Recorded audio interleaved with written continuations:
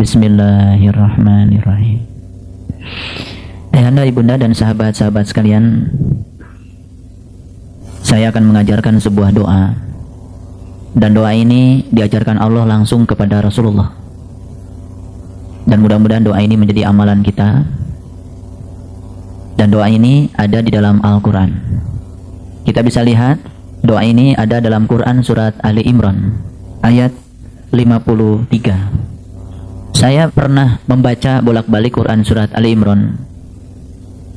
Ternyata Quran surat Ali Imran ini termasuk salah satu surat yang di dalamnya syarat sekali dengan perintah-perintah Allah kepada kita. Sebetulnya apa yang dimaksud dengan Ali Imran?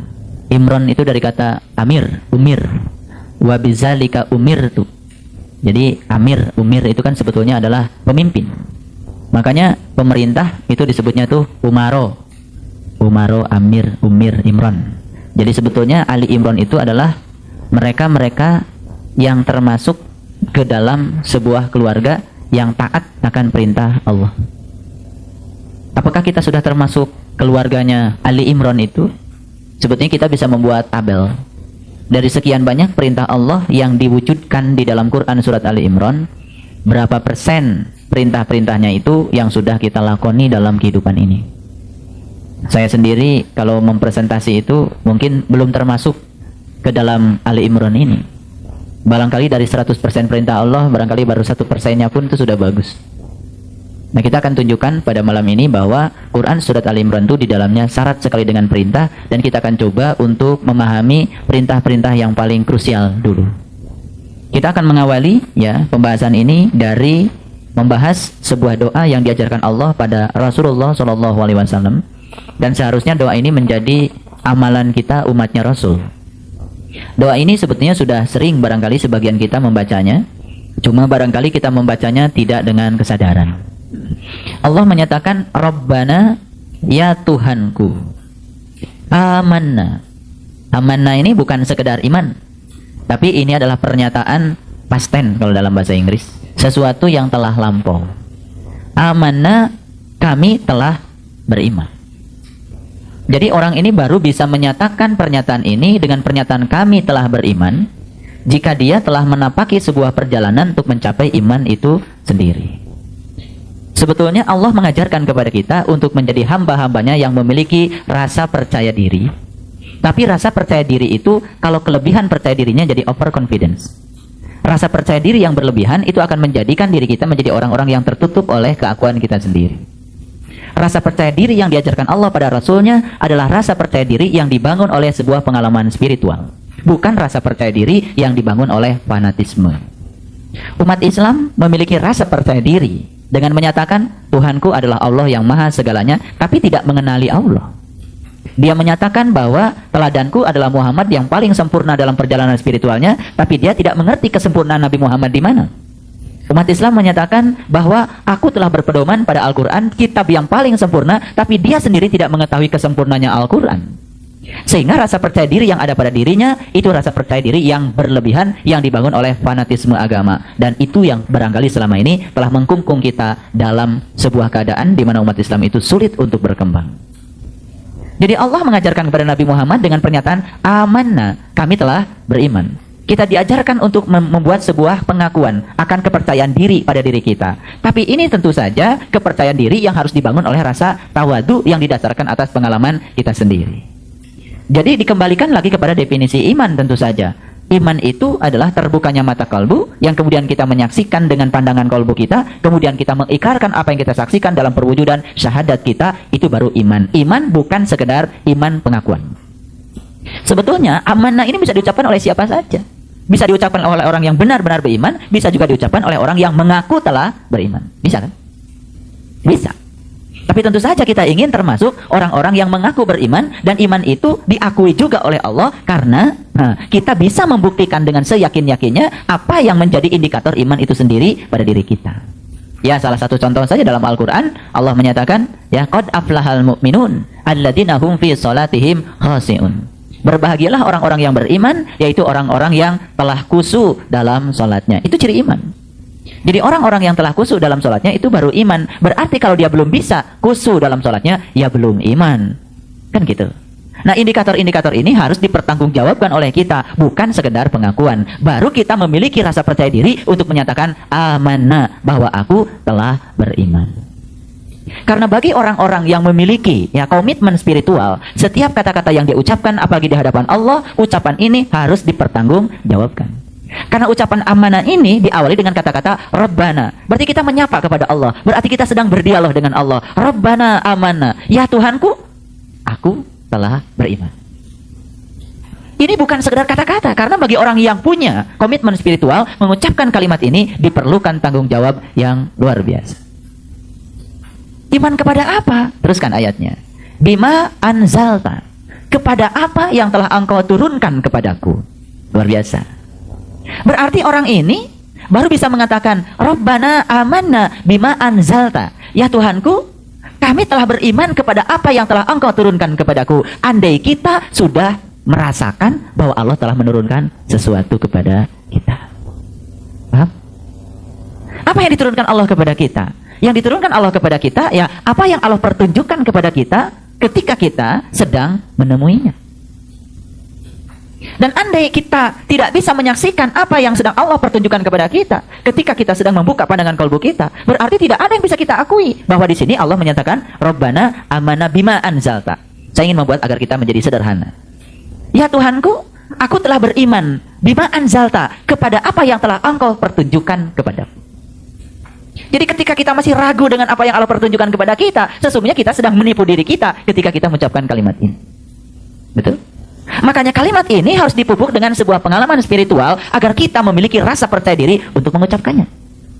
Jangan sekedar ucapan yang tidak diiringi dengan keyakinan yang melekat pada diri kita. Rabbana amanna. Ya Tuhanku, aku telah beriman bima anzalta, pada apa yang telah engkau pertunjukkan kepadaku. Kepada apa yang telah engkau turunkan kepadaku. Jadi kalau kita berbicara yang diturunkan itu Al-Quran, ya Al-Quran cuma diturunkan pada Nabi Muhammad. Berarti ayat ini tidak berhak untuk dibacakan oleh siapapun kecuali oleh Nabi Muhammad. Berarti ayat ini sangat monopoli. Hanya bisa diucapkan oleh seorang Muhammad, yang tidak bisa diucapkan oleh kita kalau kita tidak bisa mengalami apa yang dialami oleh seorang Muhammad. Makanya Quran di sini yang diturunkan Allah di sini bukan sekedar Quran yang itu, tapi Quran yang sejati yang Allah bisa pertunjukkan kepada siapa saja, karena dia ada bersama dengan kita, lebih dekat kepada kita daripada urat leher kita. Siapapun manusianya, dia bersama dengan Allah. Paham? Adil Allah. Jadi kalau saya sedang bahas Quran seperti ini tuh, yang harus dilihat itu bukan sekedar bahasan Qurannya, tapi pola pikir Quran. Kalau kita membahas Quran hanya melihat esensi dari ayat itu sendiri, kita cuma dapat satu ayat. Tapi kalau kita membahas pola pikir ayat, kita mendapatkan yang universal dari sistematika pikiran-pikiran Allah dalam tanda kutip dengan Al-Quran yang sangat luar biasa ini. Terus berikutnya, wataba'na rasulah, dan kami telah mengikuti Rasul. Paham? Urutannya coba, luar biasa kan? Ya Tuhanku, aku telah beriman kepada apa yang telah engkau pertunjukkan kepadaku, karena aku telah mengikuti Rasul. Logik? Jadi orang yang mengikuti Rasul, cirinya adalah dia telah mendapatkan ilmu, di mana dengan ilmu itu Allah menunjukkan sesuatu kepada dirinya. Jadi kalau begitu dari ayat ini semakin mengerucut sebetulnya apa sih yang harus kita contoh dari Nabi Muhammad? Cuman satu, cara menemui Allah. Laqad kana fi Rasulillah uswatun hasanah. Sesungguhnya bagi kamu sekalian, pada diri Rasulullah itu ada contoh teladan yang sangat sempurna. Contoh tentang apa? Sangat spesifik. Liman kana yarjullah. Contoh tentang cara menemui Allah. Wal yaumal akhir, dan di hari kemudian wa zakarallaha katsira, dia bisa mengingat Allah banyak-banyak. Logik? Mencontoh Nabi, contoh yang mana? Cara menemui Allahnya. Begitu kita mencontoh Nabi tentang cara menemui Allahnya, di hari berikutnya setelah ketemu wa zakarallaha katsira, maka kita bisa mengingatnya banyak-banyak. Logik? Coba sekarang buka Quran surat Al-Ahzab, surat yang 33. Coba buka ayat yang ke-21. Lihat. Laqad, sesungguhnya, kana lakum, bagi kamu sekalian, pada diri Rasulullah, uswatun hasanah, ada teladan yang sempurna. Teladan tentang apa? Liman kana yarju. Sebenarnya yarju itu bukan menemui. Yarju itu artinya kembali. Liman kana yarjullah, bagi orang yang ingin kembali kepada Allah. Nah, kemudian para mufassirin yang pintar menyatakan kalau kita ingin kembali kepada Allah, syaratnya harus tahu Allah. Itu didasarkan pada Quran surat Al-Isra ayat 72 yang menyatakan barang siapa yang buta di dunia lebih buta di akhirat. Berarti kalau kita tidak ingin buta di akhirat, di dunia jangan buta. Barang siapa yang tidak ketemu Allah di dunia, tidak akan ketemu Allah di akhirat. Berarti kalau ingin ketemu Allah di akhirat, ketemulah dari dunia ini. Untuk bertemu dengan Allah, dia harus tahu caranya, kan begitu. Makanya liman kana yarjullah, aslinya adalah bagi orang yang ingin kembali kepada Allah. Logikanya adalah untuk kembali kepada Allah harus menemui Allah, maka liman kana yarjullah sering diterjemahkan bagi orang yang mengharap berjumpa dengan Allah. Paham? Kemudian berikutnya apa? Wal yaumal akhir. Wal yaumal akhir selalu diterjemahkan hari kiamat. Padahal wal yaumal akhir itu terjemahnya adalah di hari kemudian. Hari kemudian kapan? Hari kemudian itu adalah hari setelah hari ini. Besok, lusa, dan seterusnya. Paham? Wa zakarallah katsira, akan bisa mengingat Allah banyak. Sekarang urutkan. Kita mencontoh uswatun hasanah Rasul. Tentang apa? Tentang cara menemui Allahnya. Betul? Setelah menemui Allah, hari ini kita bisa menemuinya, maka di hari kemudian, setelah hari ini, maka kita bisa mengingatnya banyak-banyak. Masuk akal? Jadi akhirnya gak logik bagi orang yang mengharap rahmat, ngawur, dan kedatangan hari kiamat, dan menyebut, loh, zikir itu bukan menyebut, zikir itu mengingat. Kata mengingat diterjemahkan jadi menyebut saja, itu sudah salah kaprah. Makanya umat Islam ketika mengatakan la ilaha illallah, itu disebutnya zikir. Kan sudah salah kaprah. Ketika dia menyebut, dianggapnya sudah mengingat. Jadi salah kaprah. Akibatnya semua memiliki overconfidence tadi, rasa percaya diri yang berlebihan karena dirinya merasa sudah mengingat. Padahal menyebut-nyebut nama saya, kalau belum pernah ketemu dengan saya, tidak akan bisa mengingat saya. Cuman bisa mengingat Saiful, cuman tulisannya saja. Tulisan Saiful, bukan Saiful. Cuman kita kadang-kadang nggak nyadar. Makanya bersyukur ya, masuk kepada kelompok pengajian di sini dan kita bisa berbicara di sini buka-bukaan. Udah tidak ada dinding lagi, kita bicaranya udah buka-bukaan. Dan kita mendapatkan pemahaman yang paripurna. Baik, kita teruskan. Ya, pada Quran surat Ali Imran tadi. Ya, 53. Kita teruskan dulu. Ya, Rabbana, ya Tuhanku, amanna, kami telah beriman. Iman pada apa sih? Bima anzalta, pada apa yang telah engkau pertunjukkan kepadaku. Sudahkah Allah menunjukkan sesuatu kepadamu? Jadi kalau sudah Allah menunjukkan sesuatu kepadamu, apa yang Allah pertunjukkan kepadamu, ya imani. Tapi kalimat ini tidak bisa diucapkan oleh mereka yang belum mendapatkan pengalaman di makna Allah tidak menunjukkan apapun pada dirinya. Dia sendiri tidak mempunyai keinginan untuk itu. Paham? Makanya di sini dikatakan wataba'na rasulah, karena kami telah mengikuti Rasul. Katakan, dalam hal apa mengikuti Rasulnya? Dijelaskan di Quran surat Al-Ahzab ayat 21 tentang cara menemui Allah. Baik, sekarang kita ekstrapolasi sedikit. Kalau mengikuti cara tidurnya Rasul, bisa nggak Allah menunjukkan sesuatu kepada kita? Kalau umat Islam kebanyakan itu, kita berbicaranya itu tidak fokus. Mencontoh Rasul itu, kebanyakan ya dicontoh yang lain-lainnya. Misalkan, yang dicontoh itu adalah cara tidurnya. Ya boleh saja sih, ya kan? Cara makannya, ya kan? Cara lain-lainnya. Padahal Quran itu mengajarkan kepada kita yang patut dicontoh dari Rasul itu yang paling utama dan pertama adalah cara menemui Allahnya. Dan ini jarang dicontoh. Justru yang utama ditekankan di Quran tidak dicontoh, tapi yang tidak ditekankan di Quran malah itu yang dicontoh. Padahal kalau kita wataba'na rasulah, bisa mengikuti Rasul tentang cara menemui Allahnya bima anzalta, maka Allah akan menunjukkan sesuatu kepada kita dan itu yang bisa kita imani. Paham? Ayo ucapkan alhamdulillah bisa ketemu dengan seorang penerus tugas kerasulan. Gak perlu ketemu dengan Rasul, karena Rasul sendiri hanya hidup dalam kurun waktu yang sangat pendek, 63 tahun. Tapi Rasul sudah mengatakan, berbahagialah umatku yang tidak hidup sejaman dengan aku, tapi mereka masih dapat ilmu dari para pewarisku. Jadi siapapun sampai kapanpun, setiap orang yang memiliki keinginan untuk jumpa dengan Allah pasti akan dipertemukan dengan para pewaris tugas kerasulan itu sendiri. Yang ingin, yang gak ingin, gak akan. Yang ingin belajar ngaji sampai menemukan Allah dalam dirinya, dia akan dipertemukan dengan orang-orang yang bisa menunjukkan jalan kepada Allah sesuai dengan kebutuhan. Dan terjadi proses penyaringan yang luar biasa. Kamu butuhnya ini, cocoknya ke sini gurunya. Kamu butuhnya ini, cocoknya ke sini gurunya. Jadi pertemuan kita dengan guru itu bukan sesuatu yang kebetulan, tergantung apa mau kita. Betul? Tuh. Coba buka Quran surat Al-Baqarah ayat 186. Kan jelas di sini Allah mengatakan, wa idza sa'alaka ibadi anni fa inni qarib. Dan apabila hambaku bertanya kepadamu tentang aku, mu itu siapa? Mu di sini sudah diartikan Rasul Nabi Muhammad. Tidak. Mu ini bisa siapa saja orang yang sudah sampai kepada Tuhan. Ngerti maksud saya? Ini tolong diekstrapolasi. Apabila hamba-hambaku bertanya kepadamu tentang aku. Jadi mu di sini bukan hanya Nabi Muhammad. Mereka yang sudah tahu tentang aku. Ngerti nggak? Ya mereka yang sudah tahu tentang aku ya siapa saja. Tentu saja ada batasannya. Yang tahu tentang aku tentu saja mereka yang telah mengikuti metode yang diajarkan pada Nabi Muhammad. Betul? Ada batasan memang. Kalau mereka tidak mau mengikuti metode yang diajarkan Allah pada Nabi Muhammad, ya mereka tidak akan tahu tentang aku. Betul nggak? Maka jawabannya apa? Di sini dikatakan fa inni qarib. Cukup dijawab, sesungguhnya Allah dekat kepadamu. Ini adalah sebuah perintah yang menyatakan bahwa aku yang sudah mengetahui tentang aku yang besar tadi tidak akan bisa menolong untuk dia tahu tentang aku, karena aku yang diketahui oleh aku yang kecil ini tak terjelaskan. Tapi engkau akan mengetahui aku yang besar pada dirimu, cukup mengatakan wah ini qarib, Tuhan bersamamu kok, lebih dekat kepadamu, kan begitu. Paham?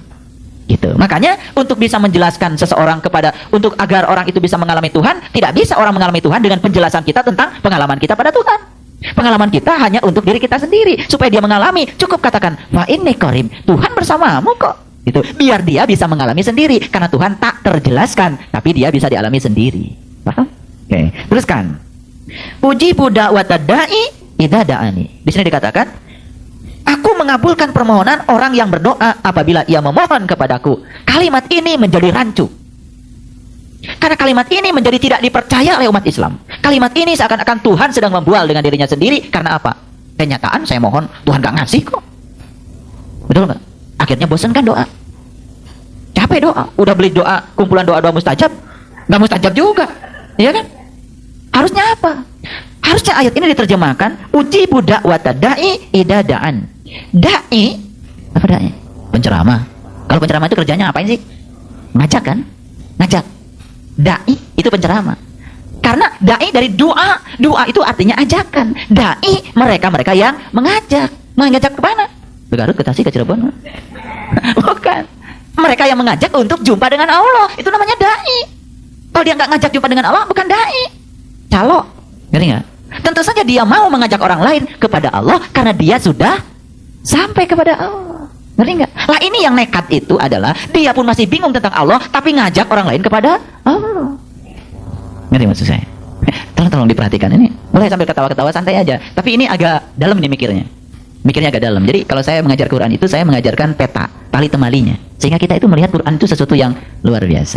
Jadi dai, doa itu artinya mengajak. Nah, mengajak itu bahasa lainnya sinonimnya adalah menyeru, ya kan? Mengundang, ya kan? Jadi para dai adalah mereka-mereka yang senantiasa mengundang Allah ke dalam dirinya. Setelah dia mengalami Allah, maka dia berani mengajak orang lain untuk sama-sama merasakan kehadiran Allah dalam dirinya. Itu namanya dai. Bukan ada dai cilik, asal ngomong dai, itu nggak apa-apa, itu dagelan. Iya kan? Tidak semua orang ngomong abagada dai, tidak. Dai dari doa. Doa itu orang yang menyeru. Menyeru Tuhan gimana caranya? Tuhan gitu. Bukan. Menyeru Tuhan itu di Quran dikatakan sucikanlah Tuhan minimal pagi dan petang. Fasabbihuhu bukratan wa asila. Senang gak Tuhan dipanggil? Senang. Senang gak Tuhan diseru? Senang. Senang gak Tuhan diundang? Senang. Yang ngundangnya senang, yang diundang senang. Sama-sama senang. Kerjanya cuman senang. Iya. Kelihatan ya. Udah kusut nggak pernah ngaji lagi, tambah kusut. Kalau ditemui pura-pura senang padahal nggak senang. Subhanallah. Saya cuma ingin mendoakan mudah-mudahan Bunda ya Anda semua termasuk orang-orang yang senang. Baik, kita teruskan ya.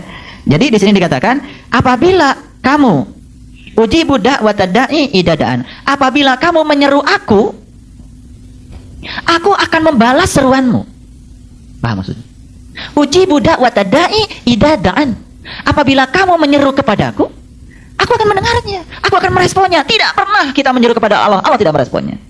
Tapi kalau diartikan apabila kamu meminta kepadaku, aku akan memberinya. Kenyataan tidak semua kita minta Allah kasih. Lebih banyak kita minta tidak dikasih malah. Betul nggak? Karena permintaan kita berdasarkan hawa nafsu kita, sedangkan Allah memberi kepada kita berdasarkan kebutuhan kita. Kata Allah, kamu jangan minta itu, kamu nggak butuh, itu tidak baik untuk kamu, kan gitu kata Allah. Udah aku kasih ini aja, kan gitu. Betul nggak? Iya. Minta apa sih kepada Allah? Minta sabar. Udah begitu minta sabar sama Allah dikasih banyak masalah. Betul nggak? Iya kan? Lah kamu minta sabar kok. Iya kan? Allah kan bukan Doraemon. Oh mintanya sabar dikasih banyak masalah. Ketika kita ngejalanin masalah satu, ngejalanin masalah dua, ujung-ujungnya sabar. Betul nggak? Minta apa lagi? Ya Allah kuatkan imanku. Ya sudah kata Allah, saya benturkan kamu, benturkan sini, benturkan sana, benturkan sini, benturkan sana. Betul nggak? Sparring partnernya juga dikasih yang kuat-kuat. Bayangkan Mike Tyson bisa kuat karena apa? Sparring partnernya kuat-kuat. Coba sparring partnernya letoy, baru dipukul, baru kena anginnya udah jatuh. Gimana Mike Tyson bisa kuat? Betul nggak? Jadi supaya kita kuat itu pasti Allah akan karing sparring partner kita yang lebih kuat lagi. Bukankah itu permintaan kita? Cuman kita nggak sadar kalau itu buah dari seruan kita. Cuman kita itu kadang-kadang minta sabar langsung jadi sabar deh sabar. Nggak bisa begitu. Sabar itu bukan sesuatu yang terjadi simsalabim. Harus ada sebuah proses yang membuat kita menjadi sabar. Ngerti sekarang? Nah kalau udah mulai ngaji ke sini, oh ternyata selama ini Allah tuh kabulkan doa saya ya. Cuman saya nggak ngerti, ya kan? Karena kita belum masuk kepada kesadaran Musa. Baca buku Sidratul Muntaha saya, ya diulang lagi. Kesadaran Musa. Kesadaran Musa adalah kesadaran di mana kita sudah bisa berkomunikasi dengan Allah.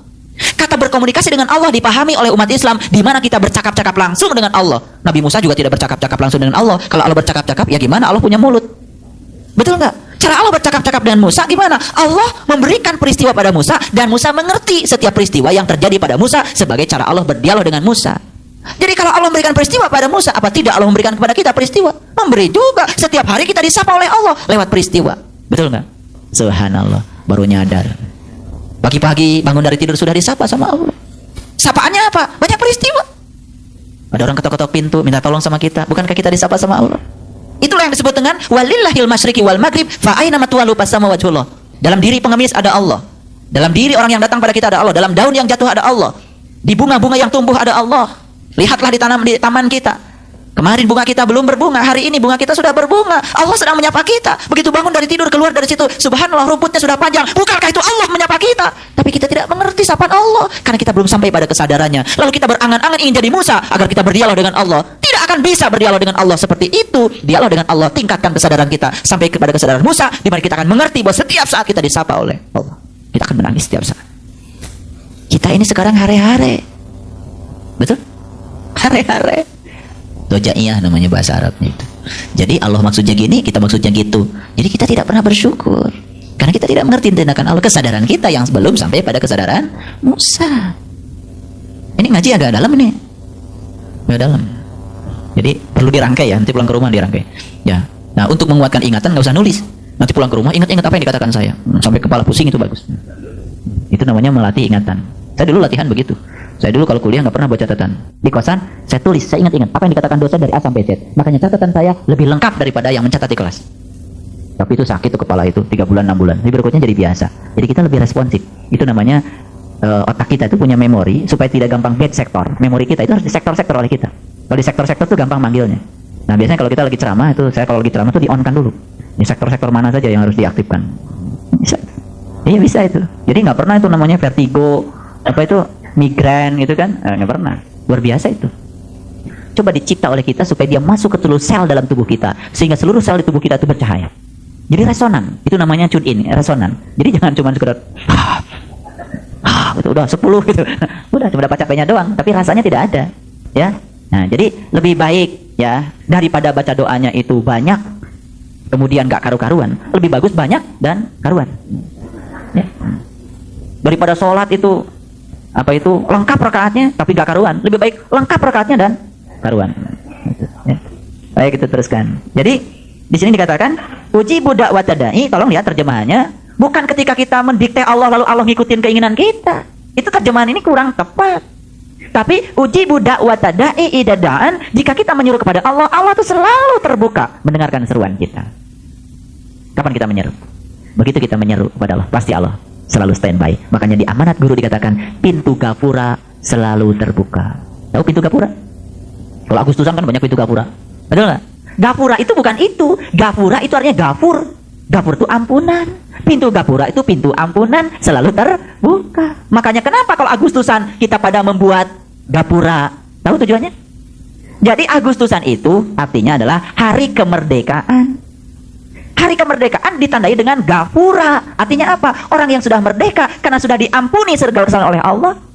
Itu namanya orang yang sudah merdeka. Kapan dia diampuni oleh Allah? Kalau dia sudah sampai kepada Allah. Maka Allah katakan di Quran, Inna fatahna laka fatham mubina liyaghfir laka Allah ma taqaddama min dhanbika wa ma ta'akhkhar wa yutimma ni'matahu 'alaika wa yahdiyaka siratan mustaqima. Liyaghfir laka Allah ma taqaddama min dhanbika wa ma ta'akhkhar. Allah akan ampuni dosamu yang telah lalu dan dosamu yang akan datang. Mau enggak diampuni dosa yang telah lalu dan yang akan datang? Betul enggak? Satu kata Allah, Inna fatahna laka fatham mubina. Asal kamu mau terbuka sampai melihat keterbukaan yang nyata kepada Allah. Begitu terbuka, tahu kepada Allah, sudah diampuni. Apa dosa yang diampuni? Dosa tidak tahu Allah, habis saat itu juga. Maka kita tidak akan syirik lagi. Ya begitu tahu Allah, dosa yang telah lalu, dosa yang akan datang, tetap aja tahu Allah. Karena untuk menembus dosa tidak tahu, harus tahu. Betul tahu, harus terbuka. Itu kuncinya. Jadi bersyukur. Allah telah mempertemukan kita dengan orang yang menunjukkan jalan untuk membuka pintu kalbu kita. Itu kunci. Makanya tadi saya berbicara dengan Pak Tom. Pak Tom mengatakan, kalau orang menunda-nunda ilmu ini, ternyata makin ke belakang ya. Ya, saya bilang. Kenapa? Karena saya tahu bahwa sebetulnya setiap energi itu kekal. Maka ada hukum kekekalan energi. Energi itu tidak dapat diciptakan, tidak dapat dimusnahkan. Cuma dapat diubah bentuknya dari satu bentuk energi pada bentuk yang lain. Setiap orang itu diberi energi tertentu yang kekal. Taruhlah saya diberi energi 1000. 700 saya gunakan untuk spiritual. 300 saya gunakan untuk dunia. Ya jelas, spiritualnya kan lebih banyak daripada dunianya. Tapi kalau 700 untuk dunia, pasti untuk spiritual tinggal 300. Tidak mungkin 700 yang energinya cuma 1000. Betul nggak? Jadi ketika kita condong ke sini, yang ini kan berkurang. Condong ke sini, yang ini berkurang. Itu sudah hukum kekekalan. Begitu kita kurang energinya ke sini, ya sudah ini makin melempem. Yang ada adalah tarikan-tarikan duniawi. Misalkan 700 untuk dunia, 300 untuk spiritual. Ya dunia akan tambah sibuk. Allah di Quran mengatakan, jika engkau menginginkan dunia, aku akan berikan dunia itu kepadamu. Tapi jika engkau menginginkan Allah, Allah juga akan memberikan jalan-jalan agar kita lebih dekat kepada Allah. Gimana caranya? Caranya niatkan semua, baik yang dunia maupun yang akhirat, dua-duanya untuk Allah. Itu jadi akhirat semua. Ya, tidak ada urusan dunia. Ya kan? Iya. Kan rumusnya kalikan masa dengan cahaya. Kan rumusnya itu. Kalikan semua masa dengan cahaya. Jadi energi semua. Jadi energi spiritual. Uang kita kalikan cahaya. Makanan kita kalikan cahaya. Semua dalam konteks untuk menuju kepada Allah. Kenapa kita makan? Agar kita bisa menemui Allah. Kenapa cari uang? Agar saya bisa menemui Allah. Gitu kan? Kenapa kamu kerja? Agar saya menemui Allah. Kenapa bikin rumah bagus-bagus? Supaya saya bisa tenang menemui Allah. Betul nggak? Jadi bukan untuk kemewahan. Semua dalam konteks mengalihkan masa dengan cahaya. Maka akan menjadi kelimpahan energi. Itu kunci. Kunci yang sangat luar biasa. Baik, kita teruskan. Jadi, apabila kamu menyeru kepada Allah, Allah juga akan merespon seruan kita. Uji budak watadai ida da'an. Tapi Allah katakan apa? Fal yastajibuli wal yu'minu bi. Ada syaratnya. Apa syaratnya? Fal yastajibuli, maka kamu harus memenuhi segala keinginanku. Apa keinginan Allah? Keinginan Allah itu adalah tujuan Allah menciptakan kita. Allah menciptakan kita bukan untuk kita, tapi Allah menciptakan kita untuk tujuan Allah, agar kita mengikuti apa yang diinginkan oleh Allah. Jadi kita harus tahu kenapa Allah ciptakan saya dalam wujud seperti ini. Kenapa ruhaniah saya sekarang menghuni tubuh seperti ini. Kita harus tahu. Nah, ketika kita tahu hakikat keberadaan kita dan kita bisa menerima seutuhnya keadaan kita hari ini, maka disitulah kita akan menemukan sebuah kekuatan pada diri kita. Itu syaratnya. Kemudian yang kedua, wal yu'minu bi. Apa katanya? Wal yu'minu bi, dan imanlah kepadaku. Jadi syarat untuk agar kita menyeru Allah, Allah merespon seruan kita, kuncinya cuma dua. Satu, temukan tujuan Allah menciptakan kita. Yang kedua, iman kepada Allah. Nah, makanya doa yang tadi, Rabbana amanna. Paham? Oke, terus ya. Kemudian di sini katakan la'allahum yarsyudun, supaya kamu menjadi orang-orang yang pintar. Yarsyudun itu adalah orang-orang yang pintar. Supaya kamu pada menjadi guru. Mursyid itu guru. Ini yarsyudun, supaya kamu menjadi orang-orang yang pintar, menjadi orang-orang yang cerdas. Cerdas apanya? Cerdas spiritualnya. Supaya kamu pada menjadi mursyid. La'allahum yarsyudun. Subhanallah. Ya. Kemudian kita lihat doa yang kembali lagi pada Quran surat apa tadi? Ali Imran 53. Jadi, Rabbana, ya Tuhanku, amanna. Aku telah beriman bima anzalta, pada apa yang telah Engkau turunkan kepadaku. Paham? Wa taba'na rasulah, karena aku telah mengikuti rasul.